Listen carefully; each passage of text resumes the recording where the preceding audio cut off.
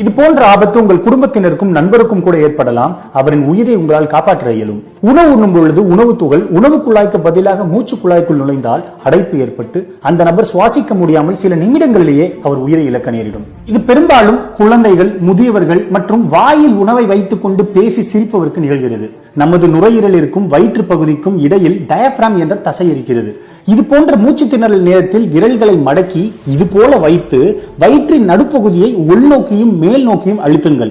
இவ்வாறு செய்வதன் மூலம் டயப்ராம் தசையில் அழுத்தம் ஏற்பட்டு நுரையீரலிலிருந்து மூச்சு குழாய்க்கு காற்று வலுக்கட்டமாக தள்ளப்பட்டு அடைப்பட்ட உணவு தொண்டை வழியாக வெளியே தள்ளப்படுகிறது. இது ஹைம்லிக் மேனுவர் அல்லது அப்டாமினல் த்ரஸ்ட் என்று அழைக்கப்படுகிறது.